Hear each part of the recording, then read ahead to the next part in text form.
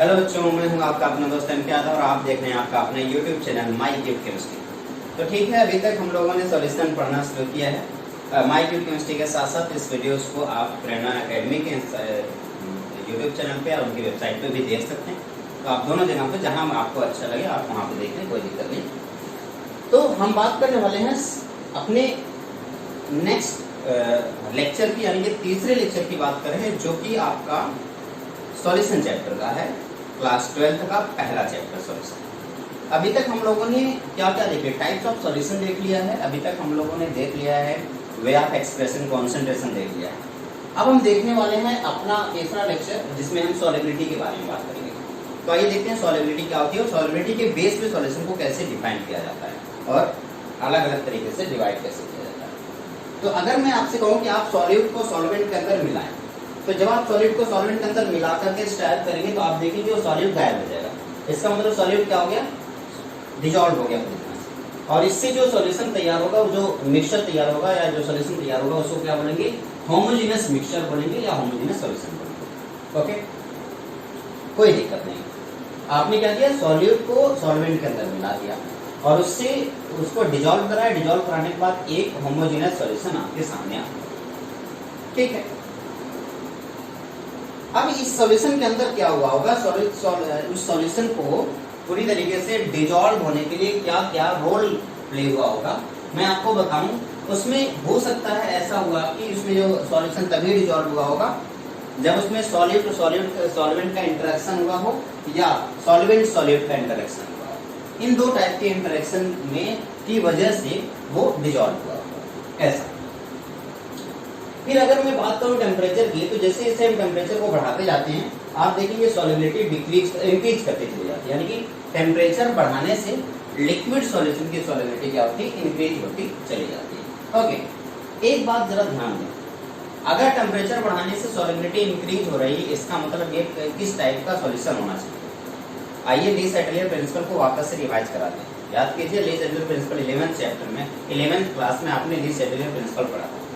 आपने कहा था अगर एक्सोथर्मिक प्रोसेस है और टेम्परेचर बढ़ाएंगे तो प्रोसेस रिवर्स डायरेक्शन में जाएगा, और अगर एंडोथर्मिक प्रोसेस है और टेम्परेचर बढ़ाएंगे तो प्रोसेस फॉरवर्ड डायरेक्शन में जाएगा। अगर टेम्परेचर बढ़ाने से सॉल्युबिलिटी इंक्रीज कर रही है तो 110% ये जो प्रोसेस होना चाहिए वो कैसा होना चाहिए, एंडोथर्मिक प्रोसेस होना चाहिए। यानी कि एक ऐसा सॉल्यूशन जो एंडोथर्मिक होगा उसके लिए टेम्परेचर बढ़ाने से सॉल्युबिलिटी क्या होगी, इंक्रीज होती चली जाएगी, अदरवाइज टेम्परेचर बढ़ाने से सॉल्युबिलिटी इंक्रीज नहीं होगी।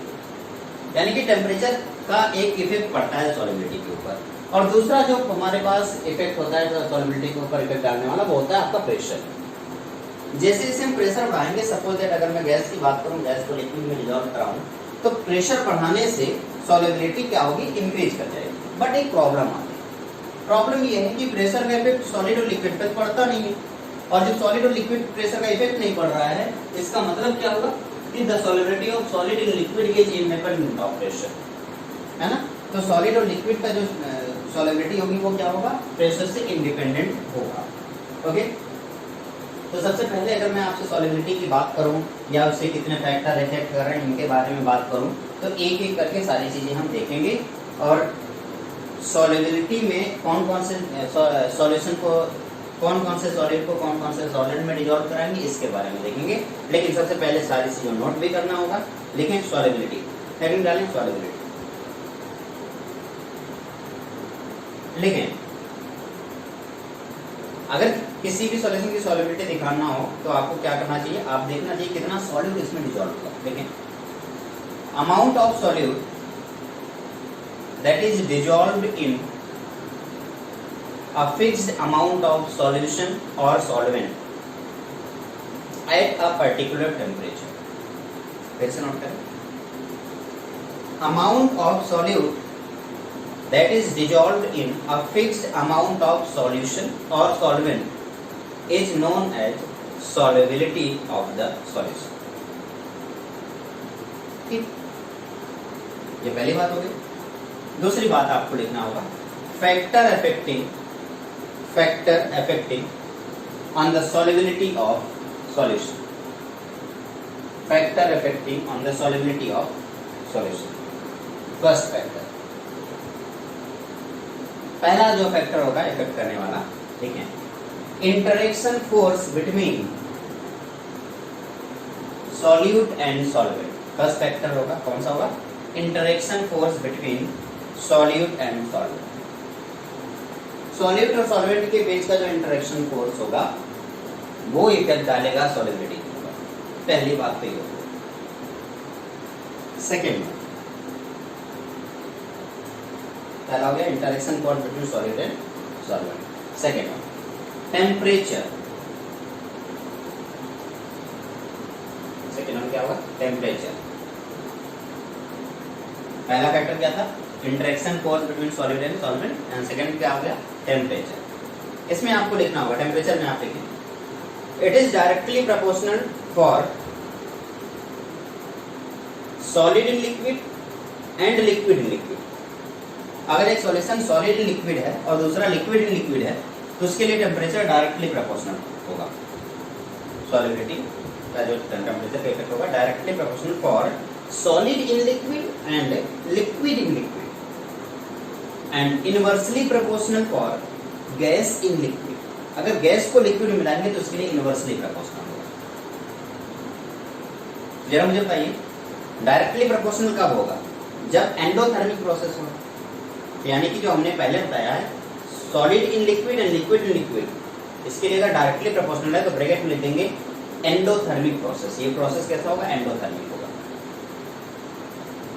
और अगर गैस इन लिक्विड के लिए, गैस को अगर लिक्विड में डालते हैं तो इसके लिए क्या होगा? इनवर्सली प्रोपोर्शनल होगा। और अगर इसके लिए इनवर्सली प्रोपोर्शनल है तो इसका मतलब ये क्या हो गया? Exothermic process. ये प्रोसेस कैसा होगा? Exothermic process. फिर से एक बार बता रहा हूँ, दूसरा फैक्टर हो टेम्परेचर। टेम्परेचर में मैंने आपको क्या बताया? पहले लिखे directly proportional to solid in liquid and liquid in liquid, और ब्रैकेट में आप बाहर लिख देंगे एंडोथर्मिक प्रोसेस। दूसरा inversely proportional to gas in liquid, इसके लिए ब्रैकेट में क्या लिखेंगे? Exothermic process. और तीसरा इफेक्ट है आपका प्रेशर। प्रेशर एक बात याद रखें, मैं आपको कैसे बता दूं। सॉलिड को लिक्विड में मिलाएंगे या लिक्विड को लिक्विड में मिलाएंगे तो उसके लिए प्रेशर का कोई इफेक्ट नहीं पड़ेगा। यानी जिस पर इफेक्ट पड़ेगा वो है आपका गैस। यानी गैस को लिक्विड में मिलाएंगे तो उसके ऊपर प्रेशर का इफेक्ट पड़ेगा। तो थर्ड इफेक्ट क्या है? प्रेशर का। और प्रेशर का इफेक्ट आप देखें और उसके बाद देखें solubility of solid in liquid, solid in liquid, solubility of solid in liquid and liquid in liquid is independent of pressure. Solubility of solid in liquid and liquid in liquid is independent of pressure. ये pressure के independent. But solubility of gas in liquid is directly proportional to pressure. Solubility of gas in liquid is directly proportional to pressure. जैसे आप pressure बढ़ाएंगे solubility क्या होती जाएगी? बढ़ती चली जाएगी। सॉल्युबिलिटी कम था यानी कि प्रेशर कम का होगा, लेकिन एक्सटर्नल प्रेशर बढ़ाने से सॉल्युबिलिटी बढ़ जाएगी। हालांकि ये रूल है, आगे इसके रूल्स पढ़ेंगे, लेकिन फिलहाल के केस में भी आपने कितने सॉल्युबिलिटी के ऊपर कौन कौन सा इफेक्ट पड़ता है हमने आपको बताइए। कौन सा? पहला interaction forces between solute and solvent, दूसरा टेम्परेचर का, तीसरा प्रेशर। या आप कह सकते हैं nature of solid and solvent, temperature and pressure, तीनों का इफेक्ट पड़ता है। और टेम्परेचर की जब हमने बात की थी तो डायरेक्टली था सॉलिड और लिक्विड के लिए, लिक्विड लिक्विड के लिए, और इनवर्सली था गैस एंड लिक्विड के लिए। जब हमने प्रेशर की बात की तो solid and liquid, liquid liquid के लिए कोई फर्क नहीं पड़ेगा प्रेशर का, गैस एंड लिक्विड भी डायरेक्टली प्रोपोर्शनल। ठीक है, तो ये जो पोर्शन था मैंने आपको अच्छे से सारी चीजें समझा। ठीक है, अब हमारे पास तीन टाइप का सॉल्यूशन था। कौन कौन सा?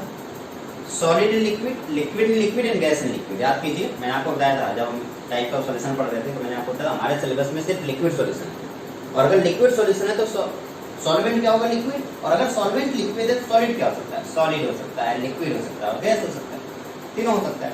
तो कोई बात नहीं, हमारा पहला जो सॉल्युबिलिटी होगी वो किसकी होगी? Solubility of solids in liquids. पहले करेंगे solubility of solids and solid in liquid। solid का liquid में solubility करेगा। अब जरा देखें, जब solubility of solid in liquid की बात करेंगे तो ये सिर्फ दो चीजों के ऊपर डिपेंड करेगा। कौन कौन सी होती चीजें? पहला है nature of solute and solvent and second one is temperature. मैंने इसका अभी शॉर्ट में मैंने आपको सबसे पहले लिखवा दिया, वही सारी चीजें डिटेल में पढ़ेंगे। तो पहले हेडिंग आपका था कि solubility of solid and liquid. इसमें लिखें solubility of solid in liquid depends on two thing. पहला है nature of solute and solvent and second one is temperature. Pressure पे क्यों नहीं हो रहा? प्रेशर का कोई इफेक्ट क्यों नहीं पड़ रहा है? क्योंकि सॉलिड और लिक्विड के ऊपर ना तो सॉलिड के ऊपर प्रेशर का कोई इफेक्ट पड़ता है, ना ही लिक्विड के ऊपर प्रेशर का कोई इफेक्ट पड़ता है। प्रेशर लगाने से ना तो सॉलिड कंप्रेस होता है, ना ही लिक्विड कंप्रेस होता है। कंप्रेस कौन होता है? गैस कंप्रेस होता है। इसलिए सॉलिड और लिक्विड पे प्रेशर का कोई इफेक्ट नहीं पड़ता। तो हमने क्या किया? Nature of solute and solvent, और दूसरा क्या है? टेम्परेचर। तो आपके दिमाग में सर ये nature of solid and solid का मतलब क्या हो, जरा इसको समझा दीजिए।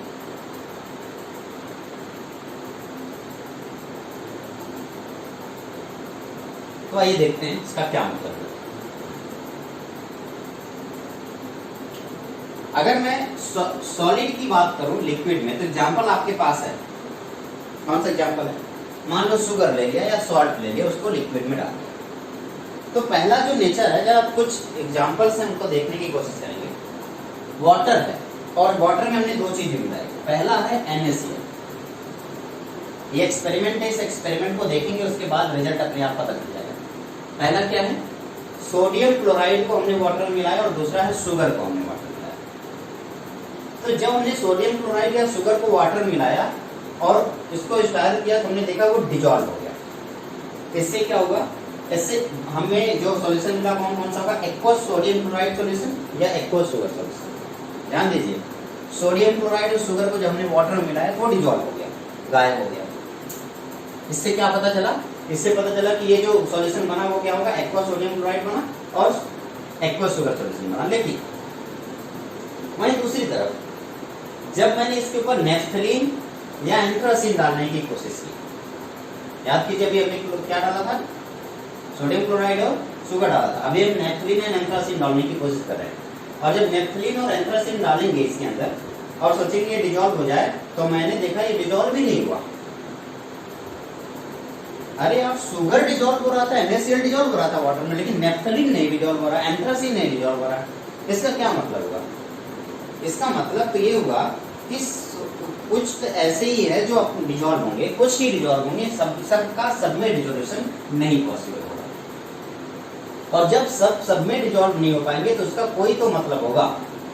हाँ, एक मतलब है, यहाँ पे एक नया रोल निकल के आता है कि कोई भी अगर सॉल्वेंट है तो वो अपने जैसे सॉलिड को डिजॉल्व करेगा। कोई भी सॉल्वेंट अपने जैसे सॉलिड को डिजॉल्व करने की कोशिश करेगा। यानी कि अगर सॉल्वेंट पोलर है, दो टाइप के सॉल्वेंट होंगे, तो पोलर एक नॉन पोलर। उसी तरीके से अगर पोलर सॉल्वेंट है तो पोलर सॉलिड में ही डिजॉल्व होगा, और नॉन पोलर सॉल्वेंट है तो वो नॉन पोलर सॉलिड में ही डिजॉल्व होगा। बात समझ आ रहा है ना? पोलर सॉलिड को पोलर सॉलिड को सॉलिड के अंदर पोलर सॉल्यूट ही डिजॉल्व हो सकता है, और नॉन पोलर सॉलिड के अंदर नॉन पोलर सॉल्यूट ही डिजॉल्व हो सकता है। यानी कि सब में डिजॉल्व नहीं हो रहा, कितना भी कोशिश कर लो, लेकिन डिजॉल्व नहीं हो रहा। इसीलिए इस रूल को हम एक नया लॉ देते हैं, और उस लॉ का नाम है like dissolve like rule. Nature of solid and solvent particle का मतलब क्या हो गया? Like dissolve like rule. यानी कि अपने जैसा सॉल्यूट अपने जैसे सॉल्वेंट में ही डिजॉल्व होगा। अब सॉल्यूट कितने हो सकते हैं? दो तरीके से, एक पोलर सॉल्यूट हो सकता है, एक नॉन पोलर सॉल्यूट हो सकता है। उसी तरीके से सॉल्वेंट भी कितने होंगे? दो तरीके के, एक पोलर सॉल्वेंट होगा, एक नॉन पोलर सॉल्वेंट होगा। तो पोलर वाला सॉल्यूट पोलर वाले सॉल्वेंट में डिजॉल्व होगा, नॉन पोलर वाला सॉल्यूट नॉन पोलर वाले सॉल्वेंट में डिजॉल्व होगा। कहने का मतलब क्या हुआ कि एंथ्रासिन वाटर में डिजॉल्व नहीं हो रहा था, लेकिन एंथ्रासिन बेंजीन में डिजॉल्व हो गया, कार्बन टेट्राक्लोराइड में डिजॉल्व हो गया। यानी कि एंथ्रासिन और कार्बन टेट्राक्लोराइड एक जैसे, एंथ्रासिन एंड बेंजीन एक जैसा। लेकिन शुगर वाटर में डिजॉल्व हुआ, शुगर कार्बन टेट्राक्लोराइड में या बेंजीन में डिजॉल्व नहीं हुआ। इसका मतलब शुगर एंड वाटर एक जैसे, NaCl एंड वाटर एक जैसा। तो NaCl कैसा है? पोलर। वाटर कैसा है? पोलर। तो पोलर को पोलर में डिजॉल्व करा सकते। बेंजीन कैसा है? Non polar. एंथ्रासिन कैसा है? Non polar. तो बेंजीन को, एंथ्रासिन को बेंजीन में डिजॉल्व करा सकते। Polar can be dissolve in polar solvent, non polar solid can be dissolve in non polar solvent. This law is known as like dissolve like rule. तो nature of solid particle या solid particle का मतलब समझ रहे हैं? सबसे पहले तो लिखें आप लाइक डिजॉल्व लाइक रूल, और इसमें लिखें polar solute can be dissolved in polar solvent and non-polar solute can be dissolved in non-polar solvent. Polar solute polar solvent में dissolve होगा, non-polar solute non-polar solvent में dissolve होगा। polar को polar में dissolve करो, non-polar को non-polar में dissolve करो। Example, water के अंदर शुगर डिजॉल्व हो जाएगा, NaCl डिजॉल्व हो जाएगा, बट एंथ्रासिन डिजॉल्व नहीं होगा, नेफ्थलीन डिजॉल्व नहीं होगा। उसी तरीके से बेंजीन के अंदर एंथ्रासिन डिजॉल्व हो जाएगा, नेफ्थलीन डिजॉल्व हो जाएगा, बट शुगर डिजॉल्व नहीं होगा, NaCl डिजॉल्व। ओके ओके, जब नॉन पोलर पोलर पोलर के बारे में बात करें तो पोलर पोलर को डिजॉल्व कराने के लिए जो फोर्स ऑफ अट्रैक्शन यूज होता है, उस अट्रैक्शन फोर्स को हम बोलते हैं इलेक्ट्रोस्टैटिक अट्रैक्शन फोर्स। यानी कि एक पोलर सॉल्यूट और एक पोलर सॉल्वेंट जब आपस में डिजॉल्व होते हैं, पोलर सॉल्यूट को पोलर सॉल्वेंट के अंदर जब आप डिजॉल्व कराते हैं, तो उस टाइम पे जो अट्रैक्शन फोर्स रहता है, उस अट्रैक्शन फोर्स को बोलते हैं इलेक्ट्रोस्टैटिक अट्रैक्शन फोर्स। सपोज ये व्हाइट पार्टिकल जो आपको दिख रहा है, ये आपका सॉलिड का पार्टिकल है और ये पूरे पोर्शन सॉल्वेंट के पार्टिकल। तो जब हमने सॉल्यूट को इस सॉल्वेंट के अंदर डाला तो आपने देखा कि हर एक सॉल्यूट का पार्टिकल सॉल्वेंट के पार्टिकल से घिरा हुआ है, या हर एक सॉल्वेंट का पार्टिकल सॉल्यूट के पार्टिकल से घिरा हुआ है। कुछ इस तरीके से दिखता नजर आएगा। ओके, तो ये जो अट्रैक्शन फोर्स दिख रहा है आपको, इसको इलेक्ट्रोस्टैटिक अट्रैक्शन फोर्स बोलते हैं। तो यानी कि जब भी कभी आप पोलर को पोलर में डिजॉल्व करेंगे तो इलेक्ट्रोस्टैटिक अट्रैक्शन फोर्स पता चलेगा, ये इलेक्ट्रोस्टैटिक अट्रैक्शन फोर्स की वजह से डिजॉल्व होगा। लेकिन अगर नॉन पोलर को नॉन पोलर में डिजॉल्व करें, वहां तो तीन टाइप के इंटरेक्शन लगेंगे। कौन से तीन टाइप के इंटरेक्शन जरा देखें। सपोज दैट अगर मैं बात करूं ये सॉल्वेंट है, तो यहाँ पे सॉल्वेंट सॉल्वेंट इंटरेक्शन लग रहा है। अगर मैं बात करूं यहाँ पे ये सॉल्यूट सॉल्यूट इंटरेक्शन लग रहा है, और मैं यहाँ बात करूं तो यहाँ पे सॉल्यूट सॉल्वेंट इंटरेक्शन। तीन टाइप के इंटरेक्शन आपने देखने को मिलेंगे। कौन कौन से इंटरेक्शन? पहला इंटरेक्शन है सॉल्यूट सॉल्यूट इंटरेक्शन, सॉरी इधर सॉल्यूट सॉल्यूट इंटरेक्शन। ये इंटरेक्शन है सॉल्वेंट सॉल्वेंट इंटरेक्शन, और ये इंटरेक्शन दिख रहा है सॉल्यूट सॉल्वेंट इंटरेक्शन। तीन टाइप के इंटरेक्शन दिख रहे हैं। यानी कि जब पोलर को पोलर में डिजॉल्व करा रहे थे तो सिर्फ एक ही इंटरेक्शन फोर्स लग रहा था, वो है इलेक्ट्रोस्टैटिक अट्रैक्शन फोर्स। लेकिन जब नॉन पोलर को नॉन पोलर में डिजॉल्व करा रहे हैं, उस टाइम पे इंटरेक्शन तीन तरीके से लग रहे हैं। कौन कौन से? Solute solute interaction, solvent solvent interaction and solute solvent interaction. यानी कि तभी डिजॉल्व होगा जब इन तीनों इंटरेक्शन यहाँ पे एक साथ अगर कर रहे हैं। और डिजॉल्यूशन तभी होगा जब आप देखेंगे कि सॉल्यूट और सॉल्वेंट का इंटरेक्शन बाकी दोनों इंटरेक्शन से कई गुना ज्यादा हो, तभी जाकर वो डिजॉल्व होगा। अदरवाइज डिजॉल्व नहीं होगा, इस बात की गारंटी। इतना समझ लीजिए, अदरवाइज तो डिजॉल्व होने वाला नहीं। ठीक है, एक एग्जांपल से इसको समझने की कोशिश करेंगे। फिर से मैं आपको बता दूं, नेचर का मतलब क्या हुआ, समझ में आ गया? कौन क्या मतलब हुआ? आपने कहा कि सर पहली बात तो लाइक डिजॉल्व लाइक रूल है, पोलर पोलर में डिजॉल्व होगा, नॉन पोलर नॉन पोलर में डिजॉल्व होगा। दूसरी बात, अगर हम पोलर को पोलर में डिजॉल्व कर रहे हैं तो जो इंटरेक्शन फोर्स लगेगा वो इलेक्ट्रोस्टैटिक अट्रैक्शन फोर्स होगा। तीसरी बात, अगर नॉन पोलर को नॉन पोलर में डिजॉल्व हो रहे हैं तो तीन फोर्स अट्रैक्ट एक साथ काम करेंगे।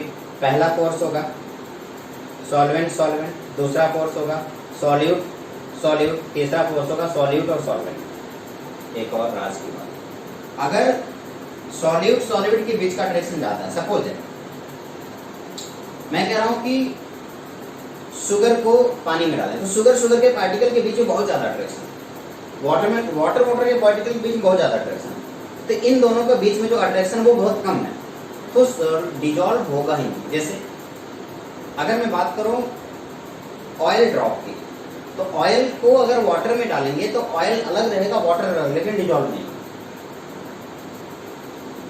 क्योंकि इनके इंटरेक्शन फोर्स में डिफरेंस। इसी तरीके से अगर ये तभी डिजॉल्व हो सकते हैं जब सॉल्यूट और सॉल्वेंट के बीच का इंटरेक्शन उन दोनों के इंटरेक्शन से अलग हो, तभी मिल सकते हैं। मान लो मैं एग्जांपल देता हूँ, एक तरफ लड़कियों का ग्रुप है, एक तरफ लड़कों का ग्रुप है। लड़कों के बीच में बहुत ही स्ट्रॉन्ग बॉन्डिंग है, दोस्ती बहुत ही मस्त है, लड़कियों के बीच की दोस्ती बहुत अच्छी है। इनमें से कोई भी एक लड़की इनमें से किसी भी लड़के के साथ दोस्ती नहीं कर सकती, क्योंकि इधर गर्ल्स का ग्रुप बहुत ही स्ट्रॉन्ग दोस्ती है, इधर बॉयज में स्ट्रॉन्ग दोस्ती है। लेकिन अगर मैं कहूँ उतना ज्यादा स्ट्रॉन्ग नहीं, इधर लड़का और लड़की जब आपस में मिलेंगे तो उनके बीच की दोस्ती अगर ज्यादा स्ट्रॉन्ग हो जाए कि लड़की बोले कि तुम अपने सारे दोस्तों को छोड़ के मेरे पास आ जाओ, और लड़का बोले तो अपने सारे गर्ल्स को छोड़ के मेरे पास आ जाओ, तो दोनों एक दूसरे के साथ रह सकते हैं। क्यों? क्योंकि उधर इतनी ज्यादा स्ट्रॉन्ग दोस्ती नहीं थी, तो छोड़ साथ में रह सकते हैं, तब जाके दोनों डिजॉल्व होंगे। तो सॉल्यूट और सॉल्वेंट के बीच का इंटरेक्शन ज्यादा होना चाहिए, सॉल्यूट के इंटरेक्शन से, सॉल्वेंट के इंटरेक्शन से। कहने का मतलब यहाँ क्या होगा कि बॉय और गर्ल्स के बीच, इस लड़की और लड़की के बीच की जो बॉन्डिंग है वो ज़्यादा मजबूत होनी चाहिए as compare to boy and as compare to girls, तो जाकर ये दोनों एक साथ रह पाएंगे। तो इसी तरीके से सॉल्युबिलिटी होती है। सॉल्युबिलिटी का मतलब होता है सॉल्यूट के बीच का जो इंटरेक्शन है, सॉल्वेंट के बीच का जो इंटरेक्शन है, इन दोनों से ज़्यादा होना चाहिए सॉल्यूट और सॉल्वेंट के बीच का इंटरेक्शन, तब जाकर के सॉल्युबिलिटी होगी, यानी कि ये सॉल्युबल होगा। चलिए ये तो छोटी बात थी। अब अगर मैं आपसे कहूं कि आप मान लो एक सॉल्वेंट, आपके पास सॉल्वेंट है, इस सॉल्वेंट में आपने सॉल्यूट डाल दिया, तो जैसे आपने इसमें सॉल्यूट डाला होगा वो क्या हो गया होगा, डिजॉल्व हो गया होगा। थोड़ा और सॉल्यूट आपने डाला, फिर से डिजॉल्व हो गया, फिर से थोड़ा और डालेंगे तो अब डिजॉल्व होना बंद हो गया। क्यों डिजॉल्व होना बंद हुआ? जब डिजॉल्व होना बंद हो जाए समझ जाना उस सॉल्यूशन का नाम है सैचुरेटेड सॉल्यूशन। याद रखिए, सॉल्युबिलिटी के बेस पे सॉल्यूशन को 3 तरीके से डिवाइड किया गया है। पहला अनसैचुरेटेड, दूसरा सैचुरेटेड और तीसरा super saturated solution. Star point बनाए और लिखें। On the based on solubility,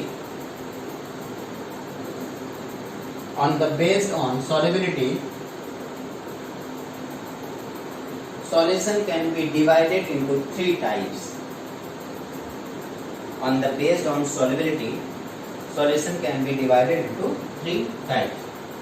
First one, unsaturated solution.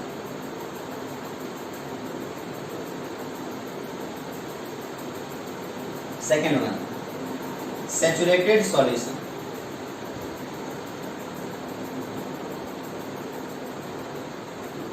Third, super saturated solution. Unsaturated solution, saturated solution and super saturated solution.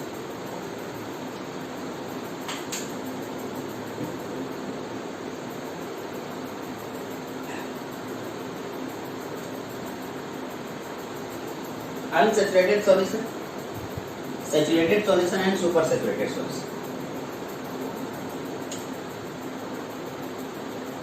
Unsaturated solution का मतलब जिसमें अभी भी सॉल्यूट का अमाउंट डिसॉल्व हो सके, वो अनसैचुरेटेड। टेम्परेचर कांस्टेंट हो और सॉल्यूट का अमाउंट अब डिसॉल्व होना बंद हो जाए, सैचुरेटेड सॉल्यूशन। टेम्परेचर राइज करा के एक मैक्सिमम पॉइंट पे ले जाओ और उसके बाद अब जाकर के सॉलिड डिसॉल्व कराओ, वो फिर से आप देखोगे अब जाके अगर सॉलिड डिसॉल्व होना बंद हो गया तो सुपर सैचुरेटेड सॉल्यूशन। ठीक है, जब सॉल्यूशन सैचुरेटेड होगा तो उस टाइम पे उसका क्या मतलब हो जरा समझने की कोशिश करें। स्टार्टिंग में आपने सॉल्वेंट डाला, वो डिसॉल्व हो गया, सॉल्वेंट के अंदर सॉलिड डाला, वो डिसॉल्व हो गया, फिर से आपने सॉल्वेंट के अंदर सॉल्यूट डाला और फिर से डिसॉल्व हो गया, फिर आपने थोड़ा सा सॉल्यूट डाला, अब वो डिसॉल्व होना बंद हो गया। अब जब डिसॉल्व होना बंद हो गया इसका मतलब क्या होगा, इसका मतलब मैक्सिमम जितना सॉल्यूट इसके अंदर डिसॉल्व हो सकता था वो हो गया, अब नहीं होगा। क्यों नहीं होगा जरा समझने की कोशिश करें। उस टाइम पे कहीं ना कहीं सैचुरेशन आ गया होगा, जब कोई भी सॉल्यूशन सैचुरेटेड हो सकता है, इसका मतलब उसमें इक्विलिब्रियम आ जाती है। कौन कौन सी इक्विलिब्रियम होगी जरा समझाने की मैं कोशिश कर रहा हूँ। पहले तो मैं एक छोटा सा क्वेश्चन पूछूंगा, उसके बाद समझाऊंगा।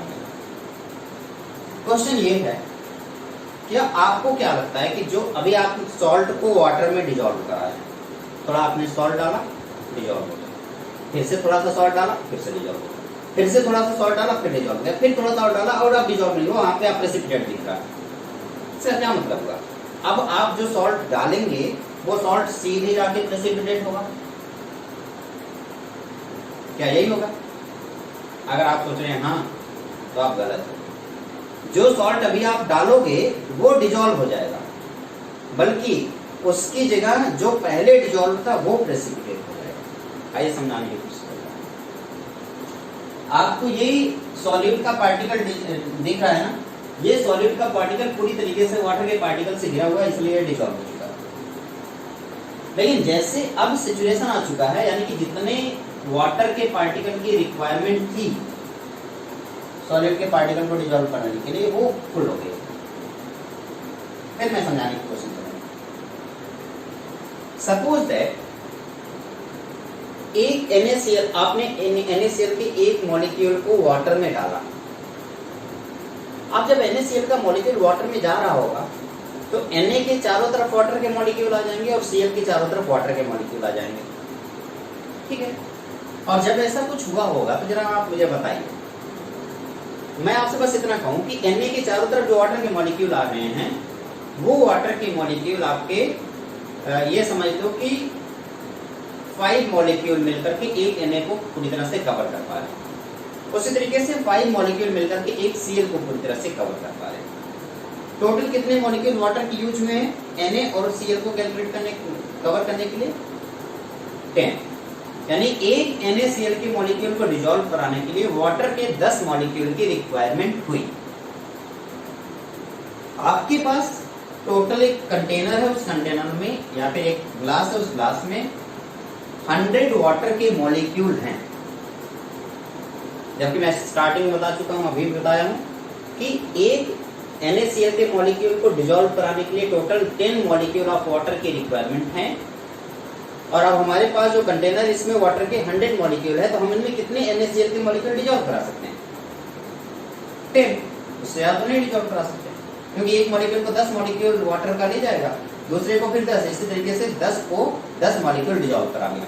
लेकिन जैसे आपने 11 मॉलिक्यूल NaCl का डाला, अब जैसे आप 11 मॉलिक्यूल NaCl का डालेंगे, अब वो नया वाला मॉलिक्यूल जैसे दिखेगा, वाटर के मॉलिक्यूल पुराने वाले Na को छोड़ के उस नए वाले Na को पकड़ने के चक्कर में पड़ जाएंगे। वाटर के मॉलिक्यूल पुराने वाले Cl को छोड़ करके नए वाले Cl को पकड़ने के चक्कर में पड़ जाएंगे, और वो ऐसा करेंगे भी, वो नए वाले NaCl को नोच के अलग कर देंगे, डिसॉल्व करा देंगे, और पुराना वाला Na बच गया, पुराना वाला Cl बच गया, वो दोनों आपस में मिलकर के NaCl बना के प्रेसिपिटेट कर देंगे। कुछ ऐसा होगा। जरा यहाँ पे देखें, मैंने कहा कि ये आपको सोडियम के मॉलिक्यूल अगर आपको दिख रहे हैं या सॉलिड का पार्टिकल दिख रहा है, वाटर इसको छोड़ करके अब किसी दूसरे को जाकर के पकड़ ले रहा है, ये देखिए, ये फिर इसको छोड़ करके किसी दूसरे को जाकर के पकड़ रहा है। यानी कि ये कॉन्टिन्यूसली सिलसिला चलता रहेगा कि सॉल्यूट के एक मॉलिक्यूल को सॉल्वेंट का पार्टिकल छोड़ेगा, वो दूसरे को जाके पकड़ेगा, दूसरे को छोड़ेगा, तीसरे को जाके पकड़ेगा। और अगर आपने नया सॉलिड पार्टिकल डाला है तो वो पुराने वाले को छोड़ करके नया वाले के पास जाएगा। और जब ऐसा कुछ हो रहा होगा, यानी कि डिसॉल्व भी हो रहा है और प्रेसिपिटेट भी हो रहा है। ओके, तो आप याद रखें, सैचुरेटेड सॉल्यूशन का मतलब rate of dissolution, this is equals to rate of precipitation. ये है आपका सैचुरेटेड सॉल्यूशन, इस बात को याद रखेंगे। Rate of dissolution, this is equals to rate of precipitation, ये सैचुरेटेड सॉल्यूशन। अनसैचुरेटेड क्या होगा? अनसैचुरेटेड